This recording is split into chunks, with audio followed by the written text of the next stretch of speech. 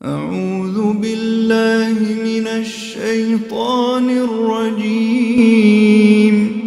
بسم الله الرحمن الرحيم. وما أرسلنا من قبلك من رسول ولا نبي إلا إذا تمنى ألقى الشيطان في أمنيته فينسخ الله ما يلقي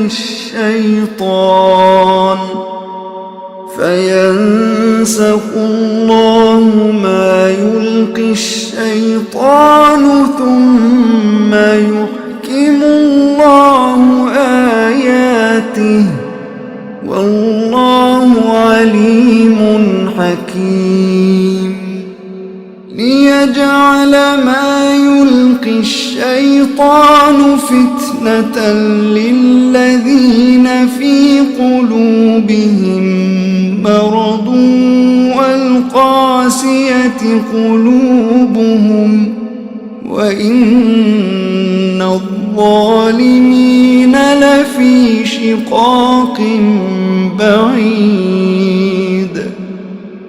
وليعلم الذين أوتوا العلم أنه الحق من ربك فيؤمنوا به فتخبت له قلوبهم وإن الله لهادي الذين آمنوا إلى صراط مستقيم. അസ്സലാമു അലൈക്കും വറഹ്മത്തുള്ളാഹി വബറകാതുഹു. ഖുർആൻ പദം 1086 ദിവസത്തിലേക്ക് എല്ലാവരെയും ഹാർദമായി സ്വാഗതം ചെയ്യുന്നു. സൂറത്തുൽ ഹജ്ജിലെ 52 മുതൽ 54 വരെയുള്ള ആയത്തുകളാണ് ഇന്ന് പഠന വിധേയമാക്കുന്നത്. ക്ലാസ് ആരംഭിക്കുന്നതിനായി ആദരണീയനായ ഡോക്ടർ എ വിലായത്തുള്ള സാഹിബിനെ ക്ഷണിക്കുന്നു. അസ്സലാമു അലൈക്കും വറഹ്മത്തുള്ളാഹി വബറകാതുഹു. അഊദു ബില്ലാഹി മിനശ് ശൈത്വാനിർ റജീം. ബിസ്മില്ലാഹിർ റഹ്മാനിർ റഹീം.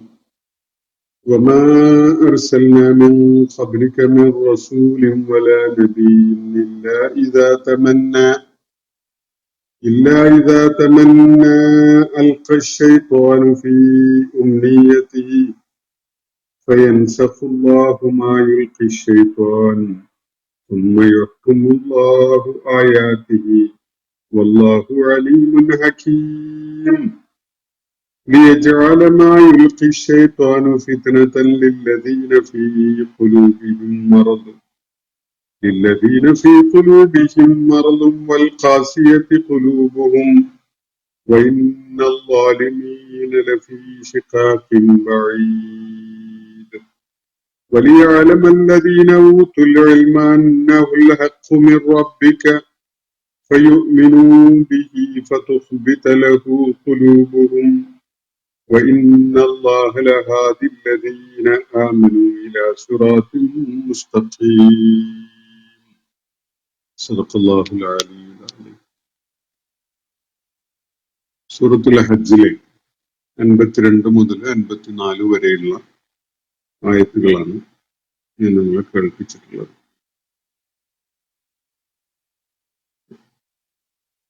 വ്യാഖ്യാനപരമായി അല്പം സങ്കീർണത ഉള്ള വളരെ വ്യാപകമായ വിധത്തിൽ തെറ്റായി പലരും മനസ്സിലാക്കിയിട്ടുള്ള ഒരു ഭാഗമാണ് ഞാനിന്ന് കേൾപ്പിച്ചിട്ടുള്ള ഈ 3 ആയത്തുകളിൽ അടങ്ങിയിട്ടുള്ളത്. നബി സല്ലല്ലാഹു അലൈഹി വസല്ലം മക്കയിലെ സമൂഹത്തിന്റെ മുന്നിൽ അവതരിപ്പിച്ച ദൈവിക മാർഗദർശനം, അതിനോട് മക്കയിലെ ആളുകൾ സ്വീകരിച്ചിരുന്ന വ്യത്യസ്തമായ നിലപാടുകൾ നമ്മൾ വിശദമായിട്ട് മനസ്സിലാക്കിയുണ്ടായി. സത്യവിശ്വാസ പാത ഉൾക്കൊള്ളാൻ സന്നദ്ധരായ ആളുകളുടെ നിലപാടൊന്നും അതിന് കൂട്ടാക്കാതിരുന്ന ആളുകളുടെ നിലപാട് തികച്ചും വ്യത്യസ്തമായ ഒന്നുമായിരുന്നു എന്നത് നമ്മൾ കാണുകയുണ്ടായി.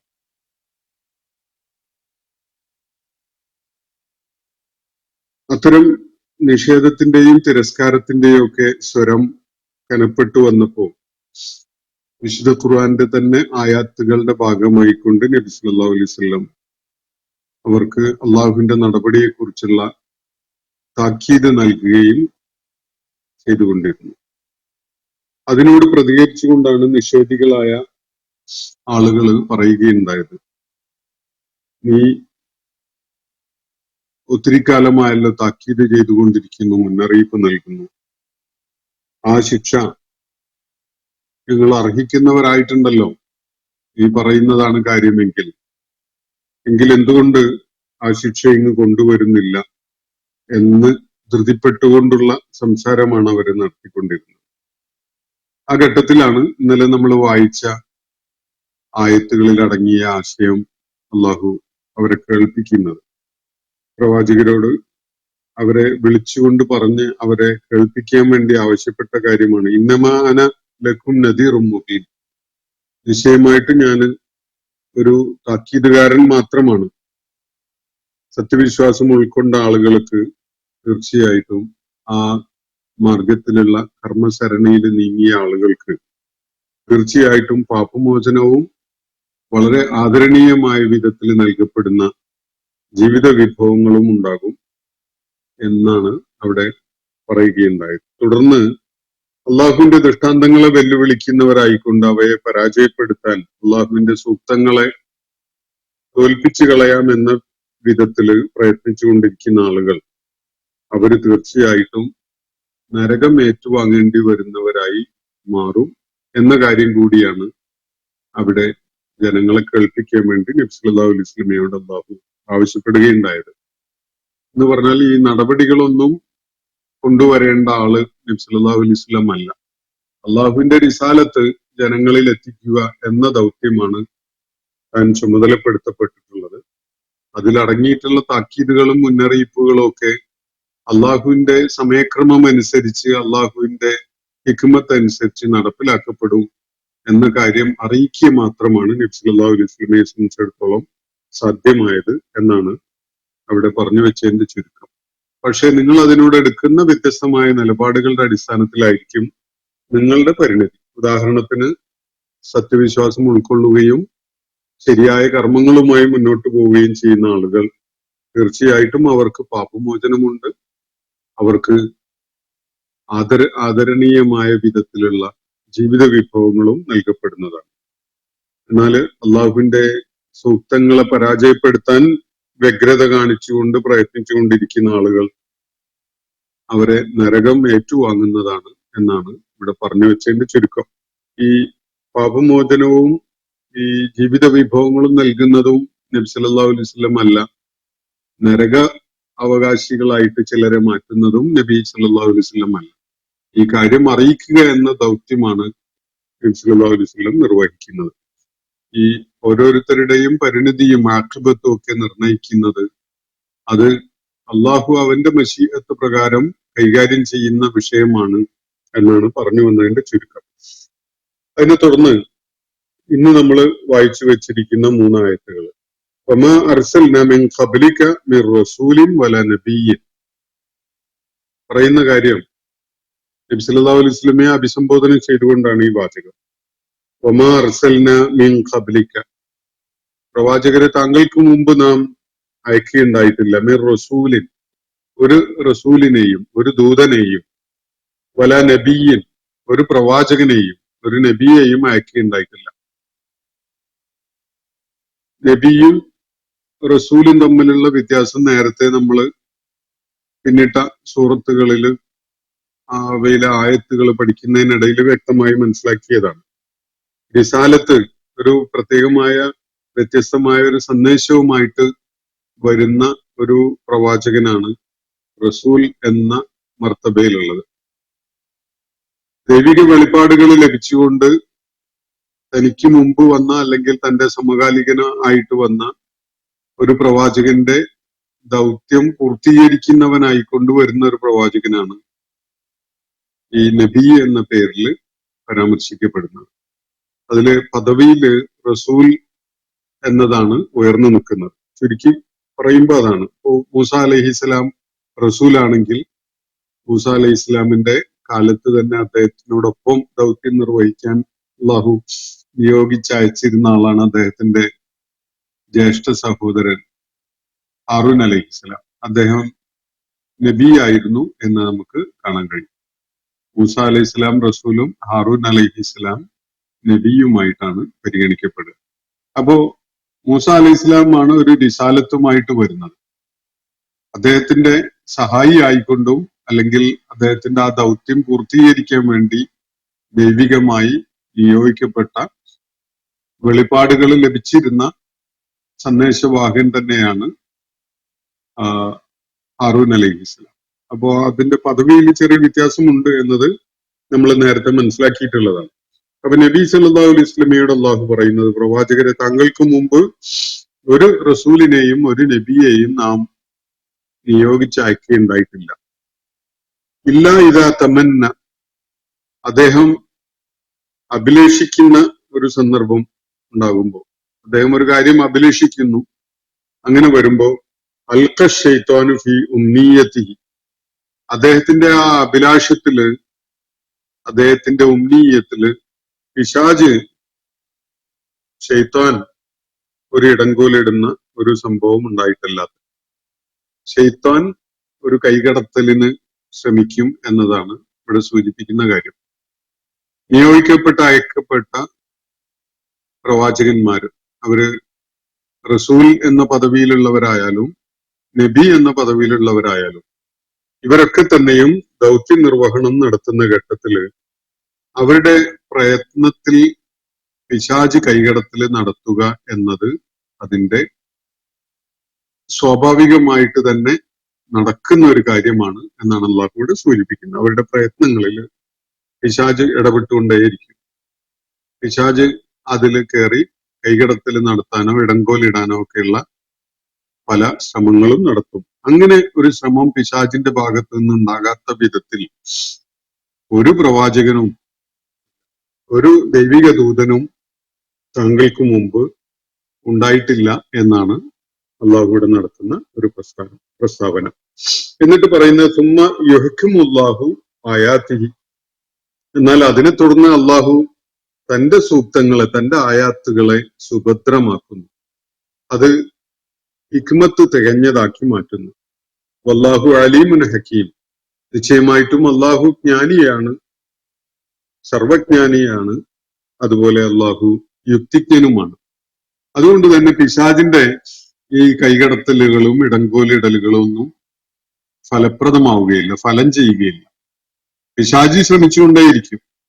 അത് നബി സല്ലല്ലാഹു അലൈഹി വസല്ലമയുടെയോ പ്രവാചകന്മാരുടെയോ ഒക്കെ തന്നെ മനസ്സുകളില് പിശാച് പല വിധത്തിലുള്ള സ്വാധീനം ചെലുത്താനും ശ്രമിച്ചുകൊണ്ടിരിക്കും. പക്ഷെ അള്ളാഹു അവൻ അവതരിപ്പിക്കുന്ന ദൈവിക സന്ദേശത്തെ സുഭദ്രമാക്കാൻ വേണ്ട സംവിധാനം ചെയ്തിട്ടുണ്ട് എന്നാണ് അള്ളാഹു ഇവിടെ പറയുന്നത്.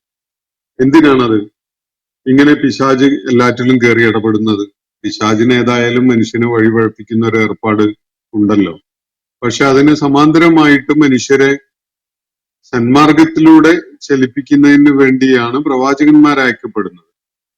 അത് റസൂലുമാരായാലും നബിമാരായാലും ഇവരൊക്കെ തന്നെ ദൗത്യം നിർവഹിക്കുന്നത് മനുഷ്യരെ സൽപന്താവിലൂടെ സഞ്ചരിക്കാൻ അവർക്ക് സൗകര്യം ചെയ്യുന്നതിന് വേണ്ടി, ആ നിലക്ക് അവരെ അതിലേക്ക് നയിക്കുന്നതിന് വേണ്ടിയാണല്ലോ. അപ്പൊ ഇത് ഈ രണ്ട് വഴികളും രണ്ടായി തന്നെ വ്യക്തമായി അങ്ങനെ നിൽക്കുന്നതല്ലേ വേണ്ടിയിരുന്നത്? പിശാചിന് പിശാചിന്റെ വഴി, പ്രവാചകന്മാർക്ക് പ്രവാചകന്മാരുടെ വഴി എന്ന വിധത്തിൽ അതില് അവക്കിടയില് എന്തെങ്കിലും ഒരു കൂടിക്കലറല് ഉണ്ടാകാത്ത വിധത്തിൽ, ആശയക്കുഴപ്പങ്ങൾക്കൊന്നും അവസരമില്ലാത്ത വിധത്തില് കാര്യങ്ങൾ നിർവഹിക്കപ്പെടുകയല്ല വേണ്ടിയിരുന്നത് എന്ന ഒരു ആലോചന നമുക്കൊക്കെ ഉണ്ടാകാം.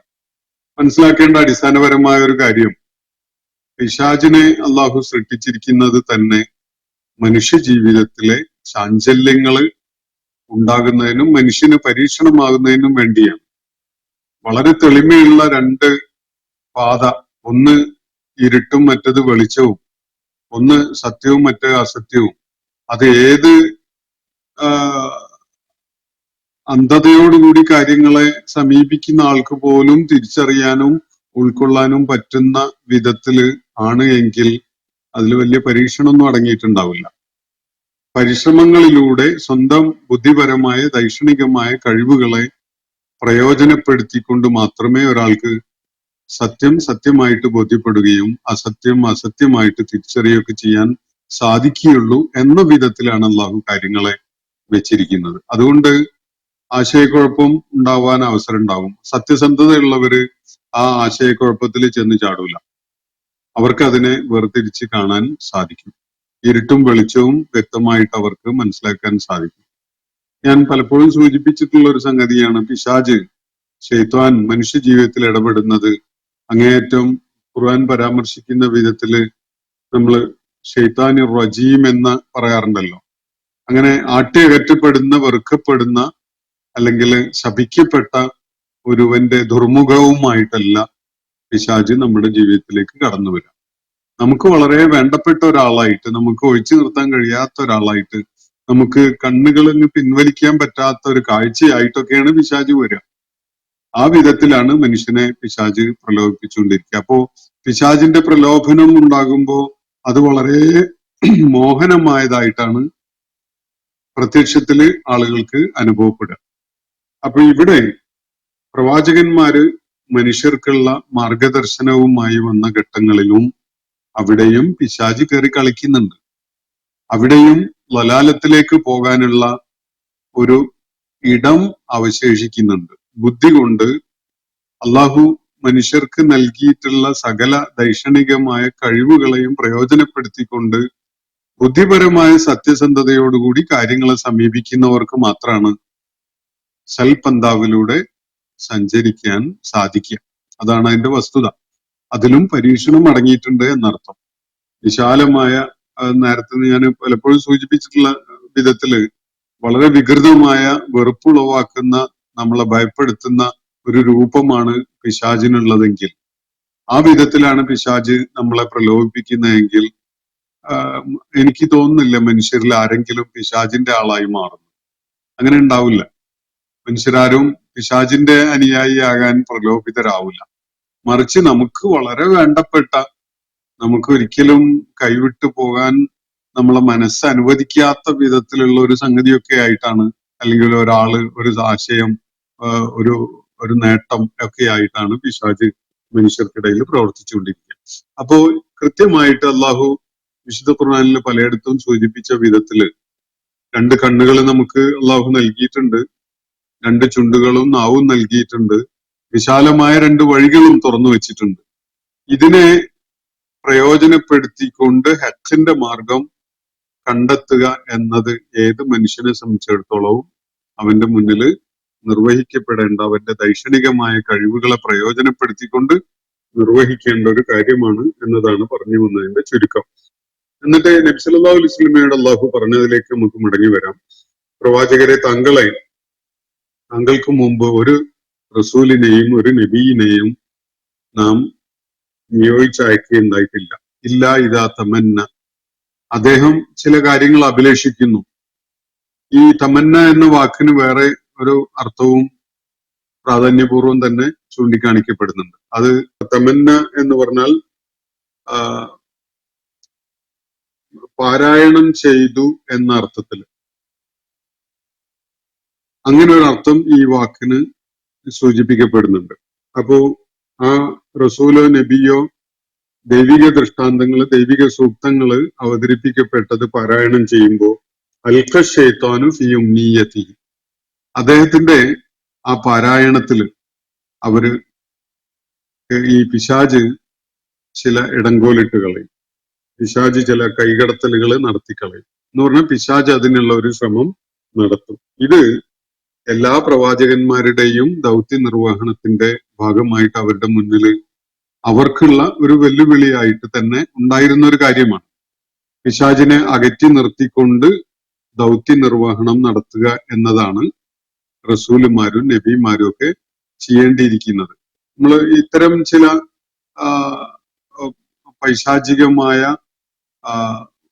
പ്രതിസന്ധികൾ ഉണ്ടാക്കല്, അല്ലെങ്കിൽ തടസ്സങ്ങൾ ഉണ്ടാക്കല്, പ്രയാസങ്ങൾ സൃഷ്ടിക്കല് എല്ലാ പ്രവാചകന്മാരുടെയും ജീവിതത്തിൽ നമുക്ക് കാണാൻ സാധിക്കും. അതിന്റെ വിശദാംശങ്ങളിലേക്ക് നമുക്ക് പോകാം.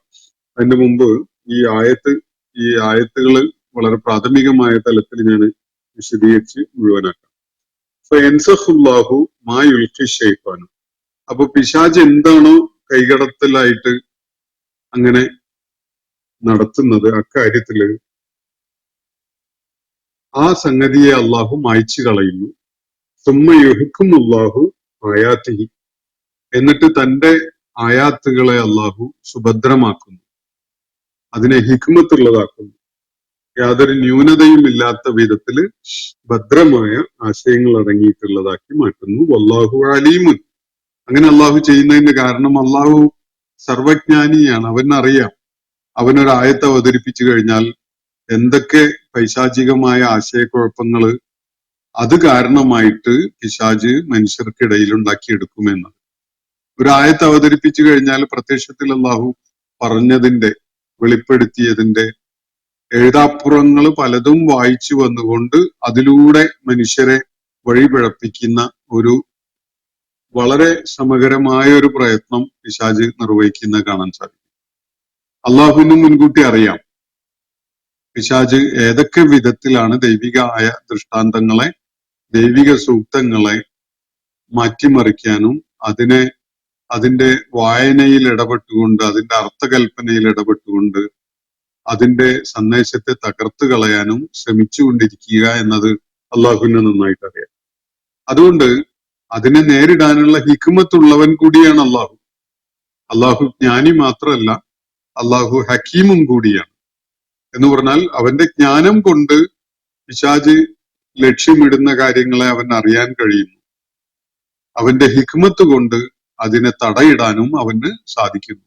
അപ്പൊ ദൈവികമായി അവതരിപ്പിക്കപ്പെടുന്ന ഒരു ദൃഷ്ടാന്തം അള്ളാഹുവിന്റെ ഒരു റസൂലിനോ ഒരു നബിക്കോ അവതരിപ്പിക്കപ്പെട്ടു കഴിഞ്ഞാൽ അതിന്റെ പാരായണത്തിലും അതുമായി ബന്ധപ്പെട്ടുകൊണ്ടുള്ള ഒരു അഭിലാഷം പൂർത്തീകരിക്കപ്പെടുന്നതിന് വേണ്ടി, ഉദാഹരണത്തിന് നബി സല്ലല്ലാഹു അലൈഹി വസല്ലമക്ക് നൽകപ്പെട്ട മാർഗദർശനത്തിന്റെ അടിസ്ഥാനത്തിൽ അത് വളരെ വിജയകരമായ ഒരു ദൗത്യമാക്കി മാറ്റാൻ നബി സല്ലല്ലാഹു അലൈഹി വസല്ലം അഭിലഷിക്കുന്നു. അതിൽ യാതൊരു സംശയവുമില്ല. പക്ഷെ ആ അഭിലാഷത്തിനെ തകിടം മറിക്കുന്ന വിധത്തില്, അതിനെ തുരങ്കം വെക്കുന്ന വിധത്തിൽ പിശാച് ഇടപെടും. പിശാച് അതിൽ ഇടങ്കോലുകൾ ഇടും, അതുപോലെ അതിൽ പല കൈകടത്തലുകളും നടത്തും. പക്ഷെ അങ്ങനെയുള്ള കൈകടത്തലുകൾ ഉണ്ടാകുമ്പോൾ അള്ളാഹു അലീമും ഹക്കീമുമാണ് എന്നതുകൊണ്ട് തന്നെ അവന്റെ സൂക്തങ്ങളെ ഭദ്രമാക്കാൻ അവന് സാധിക്കും. അവൻ പിശാച് ഇടപെട്ടുകൊണ്ടുണ്ടാക്കിയ ആശയക്കുഴപ്പങ്ങളെ മായ്ച്ചു കളയാൻ വേണ്ട പ്രതിവിധികള് അവൻ കൊണ്ടുവരും. അത് അള്ളാഹുവിന്റെ മുൻകൂട്ടി തന്നെ അറിഞ്ഞുകൊണ്ടുള്ള ഒരു കാര്യമാണ്. ഞാൻ ഇങ്ങനെ ഒരു ആയത്ത് അവതരിപ്പിച്ചു കഴിഞ്ഞാൽ പിശാച് അത് മുഖേന എന്തെല്ലാം ആശയക്കുഴപ്പങ്ങൾ ഉണ്ടാക്കും എന്നത് അള്ളാഹുവിന് നേരത്തെ അറിയാം. അതുകൊണ്ട് തന്നെ നേരത്തെ അവതരിപ്പിച്ച ആയത്തുകളെ സുഭദ്രമാക്കുന്ന വിധത്തിലുള്ള വേറെയും ആയത്തുകൾ അള്ളാഹു നേരത്തെ തന്നെ നിശ്ചയിച്ചു വെച്ചിട്ടുള്ളത് അവതരിപ്പിക്കും. ഇതാണ് സൂചിപ്പിക്കപ്പെടുന്ന കാര്യം. എന്തിനാണിത് ഇങ്ങനെ ഒരു ഏർപ്പാട്? അത് കാര്യങ്ങള് വളരെ തെളിഞ്ഞ വിധത്തില് ഇരുട്ടും വെളിച്ചവും പോലെ സുവ്യക്തതയുള്ള ഒരവസ്ഥ നിലനിൽക്കുകയാണെങ്കിൽ അതില് ആർക്കും ഒരു പരീക്ഷണവും അടങ്ങിയിട്ടുണ്ടാവില്ല. പിശാച് വളരെ വികൃതനും വിരൂപിയും നമുക്ക് ഭയം ജനിപ്പിക്കുന്നവനുമായ ഒരു രൂപത്തിലാണെങ്കിൽ മനുഷ്യരുടെ കൂട്ടത്തിൽ ആരും തന്നെ ആ പിശാചിനെ പിൻപറ്റാൻ വേണ്ടി പോവുകയില്ല. അതേ സമയത്ത് പിശാച് നമുക്ക് വളരെ മോഹനമായിട്ട്, വളരെ ആകർഷകമായിട്ട്, നമുക്ക് വളരെ വേണ്ടപ്പെട്ട ഒരാള് എന്നുള്ള നിലക്കാണ് നമ്മൾ അപ്രോച്ച് ചെയ്യുന്നതെങ്കിലോ തീർച്ചയായിട്ടും നമ്മൾ അതിൽ വീണു പോകാൻ വലിയൊരു സാധ്യത നിലനിൽക്കുന്നുണ്ട്. അപ്പൊ ഈ വിധത്തില് ചില ആശയക്കുഴപ്പങ്ങള് രൂപപ്പെട്ടു വരിക എന്നത് ഈ സംഗതിയുമായി ബന്ധപ്പെട്ടുകൊണ്ടുള്ള മനുഷ്യന് അള്ളാഹു നിശ്ചയിച്ച പരീക്ഷണത്തിന്റെ തന്നെ ഭാഗമാണ് എന്നാണ് അള്ളാഹു ചൂണ്ടിക്കാണിക്കുന്നത്.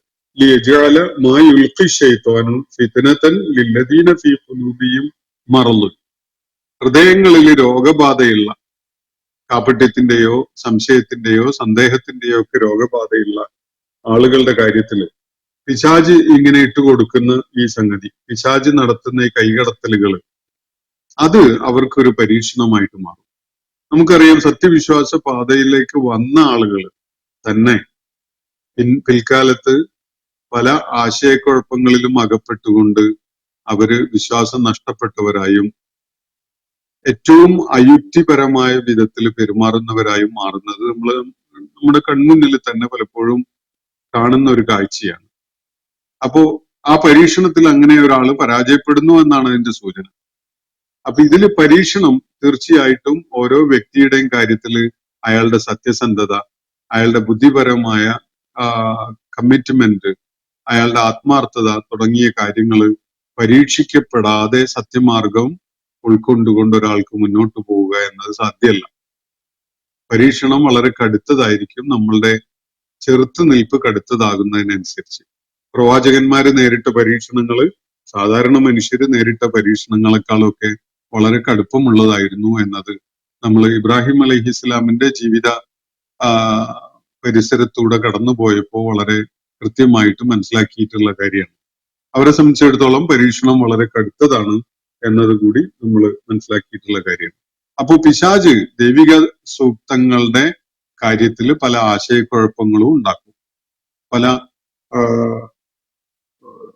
കൈകടത്തലുകളും കൂട്ടിച്ചേർക്കലുകളും ഒക്കെ നടത്തിയിട്ട് പിശാച് മനുഷ്യനെ, അല്ലെങ്കിൽ വ്യത്യസ്തമായ ഒരു വായനയുടെ സാധ്യത ഇട്ടുകൊടുത്തുകൊണ്ട് പിശാച് മനുഷ്യനെ അതിലേക്ക് അങ്ങ് വലിച്ചു കൊണ്ടുപോകാൻ ശ്രമിക്കും. എന്താണ്? ഫിത്നത്തൻ ലില്ലദീന ഫീ ഖുലൂബിഹിം മറദുൻ. ഹൃദയങ്ങളില് രോഗബാധയുള്ള ആളുകളെ സംബന്ധിച്ചിടത്തോളം അത് അവർക്കുള്ള ഒരു എട്ടിന്റെ പണിയാവുന്ന വിധത്തിലാണ് എന്ന് പറഞ്ഞാൽ കടുത്തൊരു പരീക്ഷണം. ആ പരീക്ഷണത്തിനെ ഓവർകം ചെയ്തിട്ട് വിജയപാതയിൽ നിലകൊള്ളുക എന്നത് വളരെ സത്യസന്ധമായ, വളരെ ബുദ്ധിപരമായ കമ്മിറ്റ്മെന്റോട് കൂടി നിലനിൽക്കുന്ന ആളുകൾക്ക് മാത്രമേ സാധിക്കുകയുള്ളൂ. അല്ലാത്തവരതില് ചെന്ന് പെട്ടുപോകും. അവരുടെ ഈമാൻ നഷ്ടപ്പെടും. അവര് ജീവിതം വലിയ പരാജയമായി മാറുന്ന ആളുകളായി പരിണമിക്കുകയും ചെയ്യും. അതുപോലെ വൽ ഖാസിയത്തി ഖുലൂബുഹും, ഹൃദയ കാഠിന്യമുള്ള ആളുകൾക്കും. രണ്ടു വിഭാഗത്തെയാണ് അല്ലാഹു ഇവിടെ പരാമർശിക്കുന്നത്. ഹൃദയങ്ങളില് രോഗബാധയുള്ളവർ എന്ന് പറയുന്നത് സത്യവിശ്വാസികളുടെ ഗണത്തിൽ പെടുന്നവര് തന്നെ, കാപട്യം പിടികൂടിയിട്ടുള്ള, നിഫാഖ് കടന്നുകൂടിയിട്ടുള്ള ആളുകൾ. വൽ ഖാസിയത്തി ഖുലൂബുഹും എന്ന് പറയുന്നത് ഹൃദയ കാഠിന്യമുള്ള ആളുകൾ എന്ന് പറഞ്ഞാൽ സത്യനിഷേധം കൊണ്ട് ഹൃദയത്തിന് കാഠിന്യം സംഭവിച്ച ആളുകൾ, അതാണ് സൂചിപ്പിക്കുന്നത്. വിശുദ്ധ ഖുർആനിൽ പലയിടത്ത്, വിശേഷിച്ച് സൂറത്തുൽ ബഖറയുടെ തുടക്കത്തിൽ ഈ മൂന്ന് കാറ്റഗറിയെ കുറിച്ച് പറയുന്നത് നമ്മൾ വ്യക്തമായിട്ട് കണ്ടിട്ടുള്ളതാണ്. അതിൽ കരിമ്പാറയോട് വരെ, അല്ലെങ്കിൽ പാറക്കെട്ടുകൾ അടർന്ന് വീഴുന്ന വിധത്തിലുള്ള വ്യത്യസ്തമായ തരത്തിലുള്ള പാറക്കെട്ടുകളെ കുറിച്ചൊക്കെ നമ്മൾ ഖുർആൻ പരാമർശിക്കുന്ന കണ്ടിട്ടുള്ളതാണ്. ഹൃദയ കാഠിന്യത്തെ സൂചിപ്പിക്കുന്ന വിധത്തിലാണ് ചില കടുത്ത പാറകളെ അള്ളാഹു പരാമർശിച്ചത് നമ്മൾ നേരത്തെ കണ്ടിട്ടുള്ളത്. അപ്പൊ അങ്ങനെ ഹൃദയ കാഠിന്യം സംഭവിച്ച ആളുകൾ, അത് നിഷേധം കൊണ്ടുണ്ടാവുന്നതാണ്. ഈ കാപട്യം വളരെ കടുത്തതായി മാറി നിഷേധമായിട്ട് മാറാം.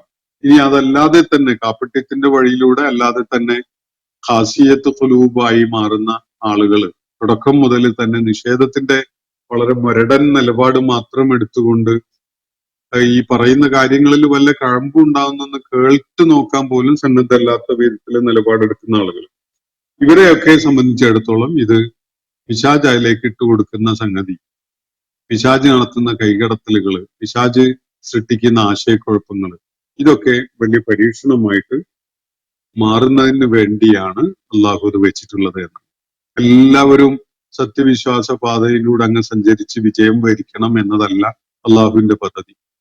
ബുദ്ധിയും കഴിവും അള്ളാഹു നൽകിയിട്ടുള്ള ദൈക്ഷണികമായ സാധ്യതകളും പ്രയോജനപ്പെടുത്തിയിട്ട് സത്യമാർഗം ഉൾക്കൊണ്ട് ആ പാതയിലൂടെ സഞ്ചരിക്കുന്നവർ വിജയിക്കണം എന്നേ അള്ളാഹു വെച്ചിട്ടുള്ളൂ. എല്ലാവരും വിജയിക്കണം എന്നതല്ല അള്ളാഹുവിന്റെ പദ്ധതി. ബുദ്ധിപരമായ സത്യസന്ധത ഇല്ലാത്ത കാപട്യം പേറുന്ന മനസ്സുകളുമായിട്ട് ജീവിക്കുന്ന ആളുകള് വിജയിക്കണം എന്നൊന്നും അള്ളാഹു നിശ്ചയിച്ചിട്ടില്ല. അതുകൊണ്ട് അത്തരം ആളുകൾക്ക് അവരെ പരാജയപ്പെടുത്താൻ കാരണമാകുന്ന വിധത്തിലുള്ള ചില പരീക്ഷണം അവർക്കുണ്ടാകുന്നതിന് വേണ്ടിയാണ് അള്ളാഹു പിശാചിന് ഇങ്ങനെ ഒരു സാധ്യത കൊടുത്തിട്ടുള്ളത്. മനുഷ്യനെ മാർഗദർശനം ചെയ്യാൻ വേണ്ടി വന്ന പ്രവാചകന്മാരുടെ ദൗത്യ നിർവഹണത്തിൽ വരെ പിശാച് ഇടങ്കോലിട്ട് കൈകടത്തലുകൾ നടത്തുന്നു, അതിന് ശ്രമിക്കുന്നു. പക്ഷേ അതുകൊണ്ട് പ്രവാചകന്മാരുടെ ദൗത്യം പരാജയപ്പെടുന്നില്ല. അതാണ് അള്ളാഹു തുറന്ന് ചൂണ്ടിക്കാണിക്കുന്നത്. എന്താണത്? ലിയജാല മാ യുൽഖി ശൈത്താനു ഫിത്നതൻ ലില്ലദീന ഫീ ഖുലൂബിഹിം മറദുൻ വൽ ഖാസിയത്തി ഖുലൂബുഹും എന്ന് പറഞ്ഞതിന് ശേഷം വഇന്നൽ ളാലിമീന ലഫീ ശിഖാഖിൻ ബഈദ്, നിശ്ചയമായിട്ടും ധിക്കാരികൾ വളരെ അകന്നു പോയിരിക്കുന്ന ദുർമാർഗത്തിലാണ്. എന്ന് പറഞ്ഞാൽ സത്യമാർഗത്തിൽ നിന്ന് വല്ലാതെ വ്യതിചലിച്ച് അകന്നു പോയി കളഞ്ഞിട്ടുണ്ട് എന്നാണ് അള്ളാഹു തുടർന്ന് സൂചിപ്പിക്കുന്നത്. അത് അവരുടെ നുൽമ് കാരണമായിട്ടാണ്, അവരുടെ ആത്മദ്രോഹം കാരണമായിട്ടാണ്. അവരോടും അവരുടെ സൃഷ്ടാവായ ദൈവം തമ്പുരാനോടും അവർ ചെയ്യുന്ന അതിക്രമങ്ങള്, ധിക്കാരം ഒക്കെ കാരണമായിട്ട് അവരുടെ മനസ്സുകളിൽ കുടിയിരിക്കുന്ന ധാർഷ്ട്യത്തിന്റെ ഒക്കെ ഫലമായിട്ടാണ് അവര് വളരെ അകൽച്ചയിലേക്ക് പോയി കഴിഞ്ഞിട്ടുള്ളത് എന്നാണ് അള്ളാഹു ഇവിടെ സൂചിപ്പിക്കുന്നത്. വലിയ ആലമല്ലദീന ഊത്തുൽ ഇൽമ. എന്തിനാണ് അള്ളാഹു പിശാചിന് ഇങ്ങനെ ഒരു സാധ്യത കൊടുത്തിട്ടുള്ളത്? അവന്റെ റസൂലും നബിയും ഒക്കെ ദൗത്യം നിർവഹിക്കുമ്പോൾ അതിൽ ഇടങ്കോലിട്ട് അതിൽ കൈകടത്തൽ നടത്താനും ആശയക്കുഴപ്പം സൃഷ്ടിക്കാനും ഒക്കെ ഒരവസരം നൽകിയിട്ടുള്ള എന്തുകൊണ്ടാണ്? നേരത്തെ പറഞ്ഞു കഴിഞ്ഞു. അത് ഹൃദയങ്ങളിൽ രോഗമുള്ളവർക്കും ഹൃദയകാഠിന്യം ഉള്ളവർക്കും അവരെ വലിയ പരാജയത്തിൽ അകപ്പെടുത്തുന്നതിന് പറ്റുന്ന വിധത്തിലുള്ള ഒരു പരീക്ഷണമായി മാറുന്നതിന് വേണ്ടിയാണ് എന്ന് സൂചിപ്പിക്കപ്പെടുകയുണ്ടായി. അതേപോലെ തന്നെ വലിയ ആലമല്ലദീന ഊത്തുൽ ഇൽമ, അറിവ് നൽകപ്പെട്ട, ജ്ഞാനം നൽകപ്പെട്ട, ദൈവികമായ സമാവിയായിട്ടുള്ള ജ്ഞാനം ലഭിച്ചിട്ടുള്ള ആളുകൾ അവര് തിരിച്ചറിയുന്നതിന് വേണ്ടിയുമാണ്. എന്താണ് അവർ തിരിച്ചറിയുന്നത്? അന്നഹുൽ ഹഖ്ഖു മിർ റബ്ബിക, ഇത് താങ്കളുടെ രക്ഷിതാവിന്റെ അടുക്കൽ നിന്നുള്ള സത്യമാണ് എന്ന കാര്യം അവർക്ക് വേർതിരിച്ചറിയാൻ കഴിയണം. ആർക്കാണത്? അല്ലദീന ഊത്തുൽ ഇൽമ, ദൈവികമായ ജ്ഞാനം നൽകപ്പെട്ട ആളുകൾ, ദൈവിക വെളിപ്പാടുകളുടെ അകക്കാമ്പ് ഉൾക്കൊള്ളാൻ കഴിയുന്ന ആളുകൾ, അതിൽ സത്യം അന്വേഷിച്ച് അത് വേർതിരിച്ച് മനസ്സിലാക്കാൻ കഴിയുന്ന ആളുകൾ. അത്തരം ആളുകൾക്ക് ഇത് ദൈവികമായ സത്യമാണ് എന്നത് ബോധ്യപ്പെടാൻ ഈ ഒരു പരീക്ഷണം വേണം.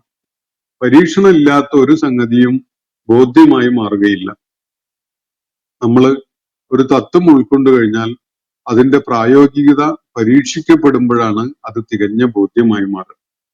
വിശ്വാസകാര്യവും അങ്ങനെ തന്നെയാണ്. ഇബ്രാഹിം അലൈഹിസ്സലാമിന് അള്ളാഹു മരിച്ചവരെ ജീവിപ്പിക്കുന്നു എന്നത് ഒരു തത്വം എന്നുള്ള നിലക്ക് അറിയാവുന്ന കാര്യമാണ്. പക്ഷെ ജനങ്ങളുടെ അടുക്കലേക്ക് അതൊരു ബോധ്യം എന്നുള്ള നിലക്ക് പോയി പറയേണ്ടി വരുമ്പോൾ അതിന് കാര്യങ്ങൾ തിരിച്ചറിയുന്ന, ബോധ്യപ്പെടുന്ന ഒരു അനുഭവത്തിലൂടെ കടന്നു പോകണം. വിശ്വാസത്തിന്റെ കാര്യം എല്ലാ തലത്തിലും ഇങ്ങനെ തന്നെയാണ്. പരീക്ഷണങ്ങളിലൂടെ വിജയിച്ച് മുന്നേറുമ്പോൾ മാത്രമേ അത് യഖീനായി, ഒരു ബോധ്യമായി, ഫലപ്രദമായ ഒരു വിശ്വാസമായിട്ട് മാറുകയുള്ളൂ. അപ്പൊ ജ്ഞാനം നൽകപ്പെട്ട ആളുകൾക്ക്, വേദജ്ഞാനം നൽകപ്പെട്ട ആളുകൾക്ക് ഇതൊരു ദൈവികമായി അവതരിപ്പിക്കപ്പെട്ടിട്ടുള്ള ഹഖാണ് എന്നത് ബോധ്യപ്പെടുന്നതിന് വേണ്ടിയാണ്. അങ്ങനെ അതിന്റെ ഫലമായിട്ട് എന്താ ഉണ്ടാകുക? ഫയുമിനു ബിഹി, അവരതില് വിശ്വസിക്കുന്നവരായി മാറും. ഫതുഖ്ബിത ലഹു ഖുലൂബുഹും, അവരുടെ ഹൃദയങ്ങള് വിനയമുള്ളവരും കീഴ്പ്പെടുന്നവരുമായിട്ട് മാറും. സത്യവിശ്വാസത്തിന്റെ ആളുകള് അവർക്ക് ഇൽമ് നൽകപ്പെട്ടിട്ടുണ്ട്, പക്ഷെ അവരുടെ ഈമാൻ മാറ്റുരക്കപ്പെട്ടിട്ടില്ല എന്ന അവസ്ഥയിലാണെങ്കിൽ അവരുടെ സമർപ്പണം പൂർത്തിയാവില്ല. അതേ സമയത്ത് ഈമാൻ പരീക്ഷിക്കപ്പെട്ട ആളുകള് അവരുടെ ജ്ഞാനം, അറിവിനെ ഈമാനായി ദൃഢബോധ്യമായി മാറുമ്പോൾ അവരിൽ നിന്ന് സ്വാഭാവികമായിട്ടുണ്ടാവുന്ന ഒരു പ്രതികരണമാണ് അവർ അള്ളാഹുവിനോട് ഏറെ വിനയമുള്ള ഹൃദയത്തോടു കൂടി സമീപിക്കുന്നവരായിരിക്കും എന്നത്.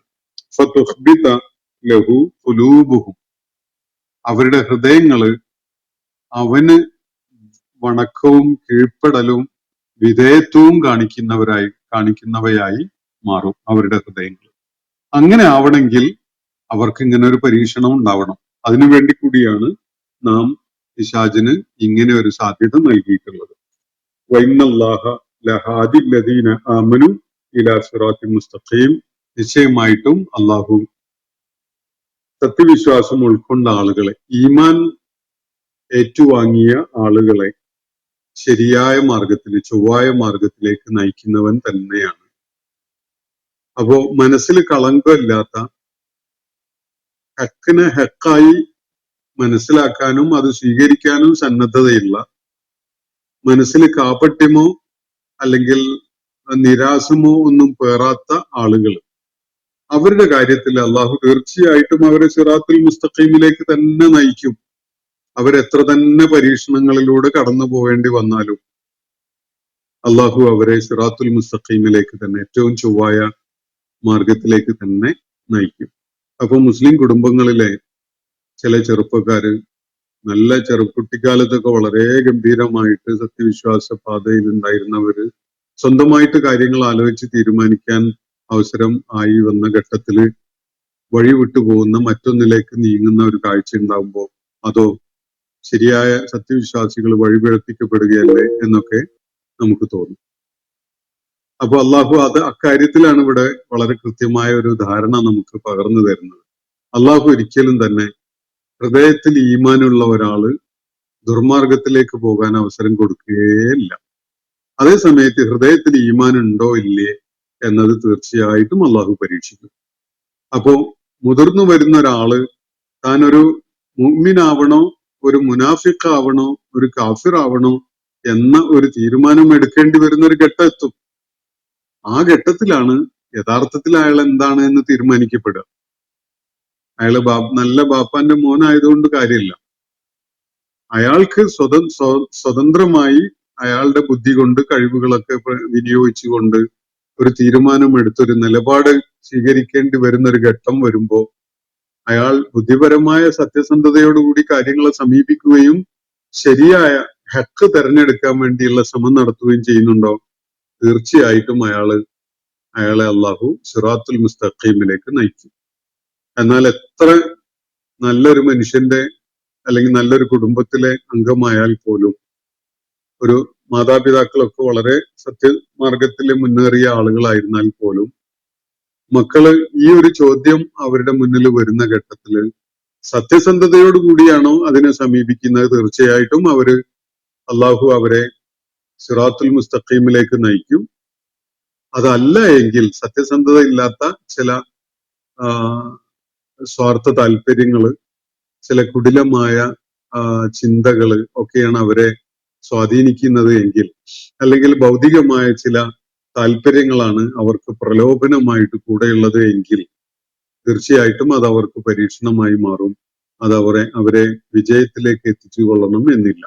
അപ്പോ എത്ര നല്ല പശ്ചാത്തലത്തിലുള്ള ആളായാലും അയാൾ ദുർമാർഗത്തിലേക്ക് പോകാൻ സാധ്യതയുണ്ട്.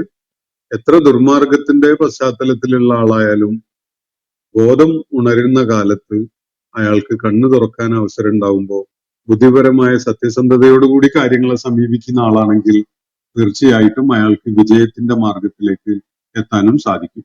അങ്ങനെ വിജയത്തിന്റെ മാർഗത്തിലേക്ക് എത്തണം എന്നൊരു ഡിറ്റർമിനേഷൻ ഉള്ള ഒരാള്, അയാളാണ് യഥാർത്ഥത്തിൽ ഈമാനുള്ള ആള് എന്ന് പറയുന്നത്. കുടുംബപരമായുള്ള മേൽവിലാസമുള്ള ആളല്ല, മറിച്ച് അള്ളാഹു നൽകിയിട്ടുള്ള കഴിവുകളൊക്കെ വെച്ചുകൊണ്ട് ഏറ്റവും ഹക്കായ മാർഗത്തിലേ ഞാൻ സഞ്ചരിക്കൂ എന്ന്, അതില് ദുനിയാവിയായ ഒരു താല്പര്യവും നമ്മെ സ്വാധീനിക്കുകയില്ല എന്ന് തീരുമാനിക്കുന്ന ഒരാളാണ് യഥാർത്ഥത്തിൽ മുത്തഖി. അങ്ങനെയുള്ള ഒരാള് തീർച്ചയായിട്ടും അയാളെ അള്ളാഹു സത്യമാർഗത്തിലേക്ക് മാത്രമേ നയിക്കുകയുള്ളൂ. അയാളെ സിറാത്തുൽ മുസ്തഖീമിലേക്ക് തന്നെ നയിക്കുന്നവനാണ്. വഇന്നല്ലാഹ ലഹാദിൽ ലദീന ആമനു. നിശ്ചയമായിട്ടും അള്ളാഹു സത്യവിശ്വാസം ഉൾക്കൊള്ളാൻ സന്നദ്ധരായ ആളുകളെ നയിക്കുന്നവനാണ്. ഇലാ സിറാത്തുൽ മുസ്തഖീം, ചൊവ്വായ ഋജുവായ മാർഗത്തിലേക്ക്. അപ്പോ സത്യവിശ്വാസം ഉൾക്കൊള്ളാനുള്ള സത്യസന്ധതയുള്ള മനസ്സുള്ള ആളുകളെ അള്ളാഹു ഒരിക്കലും തന്നെ ലലാലത്തിലേക്ക് നയിക്കുകയില്ല എന്നതാണ് ഇവിടെ പറഞ്ഞു വെക്കുന്ന കാര്യം. പക്ഷെ പരീക്ഷണം തീർച്ചയായിട്ടും എല്ലാവർക്കും ഉണ്ടാവും. പ്രവാചകന്മാർക്ക് പരീക്ഷണം ഉണ്ടാവും, സത്യവിശ്വാസ മാർഗത്തിലേക്ക് വന്നവർക്ക് പരീക്ഷണം ഉണ്ടാവും, ഹൃദയത്തില് രോഗബാധയുള്ളവർക്കും ഹൃദയകാഠിന്യം സംഭവിച്ചവർക്കും പരീക്ഷണം പരാജയപ്പെടുന്ന വിധത്തിൽ തന്നെ കടുത്ത വിധത്തിൽ അവർക്കുണ്ടാവും. അവർക്ക് വേറെ തലത്തിലുള്ള പരീക്ഷണമാണ്. ഈമാൻ ഉൾക്കൊണ്ട ആളുകളെ സംബന്ധിച്ചിടത്തോളം ആ ഈമാൻ ഒന്ന് അരക്കിട്ട് ഉറപ്പിക്കാൻ വേണ്ടിയുള്ള പരീക്ഷണമാണ്. പ്രവാചകന്മാർക്കും വിശ്വാസികൾക്കും ഒക്കെ ഉണ്ടാവുന്ന അതാണ്. എന്നാൽ ഹൃദയത്തിൽ രോഗബാധയുള്ള ആളുകൾക്കും ഹൃദയകാഠിന്യം നിഷേധത്തിന്റെ ഹൃദയകാഠിന്യം സംഭവിച്ചു പോയിട്ടുള്ള ആളുകൾക്കും പരീക്ഷണം അവരുടെ പരാജയം ഉറപ്പുവരുത്തുന്ന വിധത്തിലുള്ളതാണ്. എല്ലാവർക്കും ഇതിൽ പരീക്ഷണം ഉണ്ടാവും. പരീക്ഷണമില്ലാത്ത ഒരു ജീവിത വിജയം എന്നത് സാധ്യമേ അല്ല എന്നാണ് ഇവിടെ പറഞ്ഞു വെക്കുന്നതിന്റെ ചുരുക്കം. ഈ ആയത്തുകളുമായി ബന്ധപ്പെട്ടുകൊണ്ടുള്ള ചില വളരെ സങ്കീർണതകൾ അടങ്ങിയിട്ടുള്ള വിശദീകരണങ്ങളും തെറ്റായി മനസ്സിലാക്കുന്ന ചില രീതികളും ഒക്കെ നിലനിൽക്കുന്നത് പല തഫ്സീറുകളിലും അത്തരം സംഗതികൾ നമുക്ക് കാണാൻ കഴിയും. ആ സംഗതികളെ നമുക്ക് വിശദമായിട്ട് മനസ്സിലാക്കാൻ അടുത്ത ദിവസം ശ്രമിക്കാം. അള്ളാഹു നമ്മെ എല്ലാവരെയും അനുഗ്രഹിക്കുമാറാവട്ടെ. വാഖിറു ദഅ്വാന അനിൽ ഹംദുലില്ലാഹി റബ്ബിൽ ആലമീൻ. അസ്സലാമു അലൈക്കും വറഹ്മത്തുള്ളാഹി വബറകാതുഹു. ഇന്നത്തെ ഖുർആൻ പദം ഇവിടെ സമാപിക്കുന്നു. ഖുർആൻ പഠനത്തിൽ പങ്കെടുത്ത എല്ലാവർക്കും അള്ളാഹു അർഹമായ പ്രതിഫലം നൽകി അനുഗ്രഹിക്കട്ടെ. വആഖിറു ദഅ്വാന അനിൽ ഹംദുലില്ലാഹി റബ്ബിൽ ആലമീൻ. അസ്സലാമു അലൈക്കും വറഹ്മത്തുള്ളാഹി വബറകാതുഹു.